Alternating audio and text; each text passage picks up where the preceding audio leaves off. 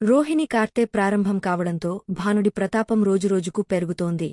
June 5 వరకు కొనసాగే ఈ కాలంలో ఎండలు అత్యంత తీవ్రంగా ఉండే అవకాశముందని వాతావరణ నిపుణులు హెచ్చరిస్తున్నారు.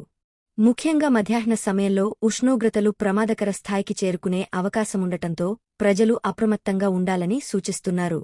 ఎండవేడిమి ప్రభావంతో శరీరంలో నీటి శాతం తగ్గ డీహైడ్రేషన్, వడదెబ్బ, తీవ్ర అలసట, తలనొప్పి, బీపీ సమస్యలు వచ్చే ప్రమాదముందని వైద్యులు చెబుతున్నారు.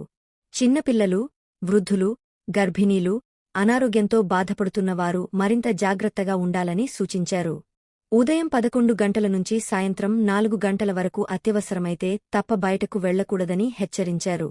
బయటకు వెళ్లాల్సిన పరిస్థితుల్లో గొడుగు, టోపీ, సన్గ్లాసెస్ వాడటంతో పాటు పూర్తి చేతుల దుస్తులు ధరించాలని తెలిపారు. శరీరాన్ని చల్లగా ఉంచేందుకు తరచూ మంచినీరు తాగడం, నిమ్మరసం, మజ్జిగ, కొబ్బరి నీరు వంటి ద్రవ పదార్థాలను ఎక్కువగా తీసుకోవాలని సూచించారు. అలాగే వేయించిన, మసాలా ఆహారాల కంటే తేలికపాటి ఆహారం తీసుకోవడం మంచిదని నిపుణులు పేర్కొన్నారు.